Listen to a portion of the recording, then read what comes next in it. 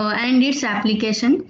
So in Subramaniam, only 2 manometers were enlisted, but by the use of other sources, I have put forth 4 kind of manometers. So what are they? We will see it just. Yeah, 1 minute. Yeah, so manometers basically definition go with it. The manometers are the devices used for measuring the pressure differences. So manometers are the devices which we are implementing to measure the pressure differences. Okay, they measures the unknown pressure by balancing against the gravitational force of liquid head. So the process by which the pressure differences are noted by the manometers is by balancing the unknown pressure by gravitational force of liquid heads. This liquid is the liquid which we are using to detect the pressure. Okay, we are detecting the pressure of this liquid. So here the manometers measures the unknown pressure of the liquid by balancing against the gravitational force of liquid itself. Okay, they refer to measure pressure by comparison to the hydraulic pressure of a column of a liquid. So these three are the explanation of the manometers, how it notes or measures the pressure difference of the particular liquid. So by balancing against the gravitational force or by measuring the pressure, and comparison is done to its hydraulic pressure by a column of a liquid. So there are 4 types of manometers which I have listed here. Simple manometer, differential, inclined and well type. This differential and well type are the 2 manometers which I have enlisted here from the other sources, while simple and inclined are present in the Subramaniam. So here the basic definition of manometer is the device which measures the pressure difference by balancing against the gravitational force of liquid head or by comparison to the hydraulic pressure by a liquid column or a liquid column. So I have merged these 3 points in a single definition. If possible, you can draw these 3 points separately or you can merge it and form a definition. So let's proceed with the, wait a second, simple manometers. So it is most commonly used because it's the simple manometer. It is also known as U-tube manometer. It consists of a glass of U-tube filled with liquid A of rho A. Density of the liquid present in column A is denoted as rho A. The unit will be kg per meter cube in SI units. And above liquid A, the arms are filled with liquid B of rho B, density B. So please emphasize on this diagram.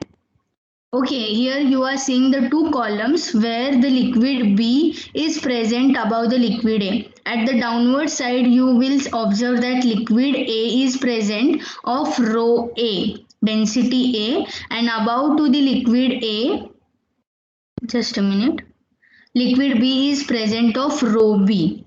Now here the subsequent point says that the liquid A and B are immiscible with each other, thus the interface is clearly observed. So immiscible with each other means they doesn't dissolve or it doesn't get solubilized with each other. So it has imparts a advantage that we can clearly observe the interface. The interface is the boundary between the two different phase. Okay, that because of the A and B are immiscible with each other, we can clearly observe the interface. Okay, if two different pressure is applied on 2 arms, the meniscus of liquid A will be higher in one arm than the another. So at this P1 and P2, if we are applying two different kind of pressure P1 and P2, so the meniscus of liquid A in one tube or one column will be lower and in another tube or column it will be higher. So let the pressure at point 1 is P1 Pascal and let the pressure at 5 will be the P2 Pascal. So according to the principle of fluid statics, the pressure at point 2 can be written as So we will come here later, but we will look into the diagram that we are saying let the pressure at point 1, here is the point 1, the pressure applying on this point 1 is P1, while at point P, the P2 pressure in Pascal is applied. So according to the principle of fluid statics, the pressure at point 2 here, the pressure at point 2 where the liquid A meniscus is lower. So the pressure at point 2 where the liquid A is having its lower meniscus is denoted as or is written as pressure at point 2 is equal to P1 plus M plus R, sorry, P1 plus M plus R into rho B into G.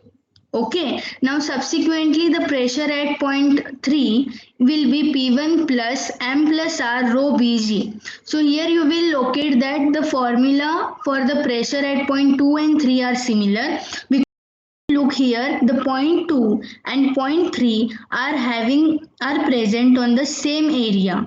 Okay, they are having equal, they are present in equal line. Okay, they are linear and they are present in equal line. That's why the pressure at point 2 and 3 will be similar.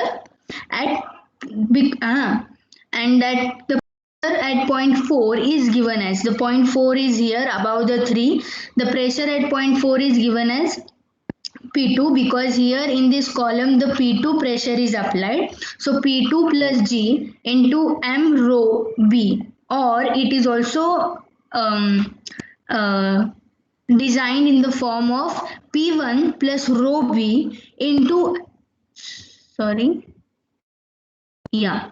So it is also designed as pressure at point 4 is equal to P2 because at that column P2 pressure is applied plus G into M rho B, or pressure at point 4 is also explained or written as P1 plus rho B into M plus R into G minus rho A R G. So here in both the formats we can write. So by comparing this equation for point 4, we can draw here that delta P, which can also be written as P2 minus P1 pressures, is equal to R rho A minus rho B into G. Okay, just a minute. Am I audible? Yeah. Yes. Okay, thank you. Just a minute.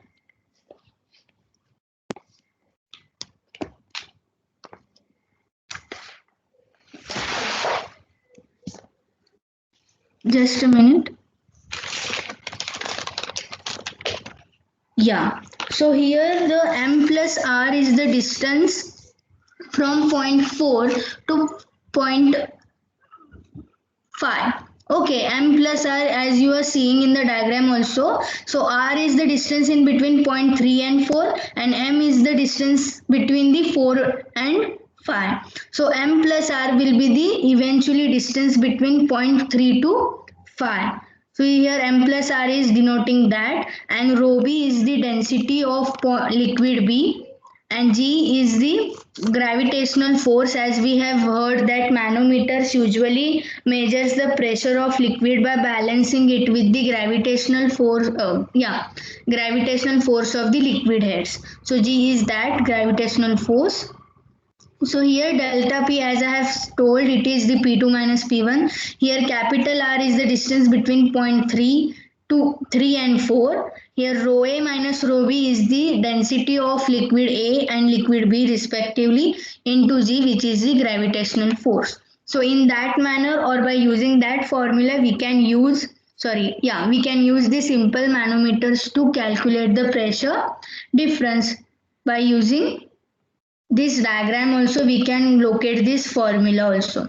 So let's proceed with the, so this equation, that is delta P is equal to R into rho A minus rho B into G, gives us vital conclusion that as it is derived from point 4, it gives us vital conclusion that it is easy to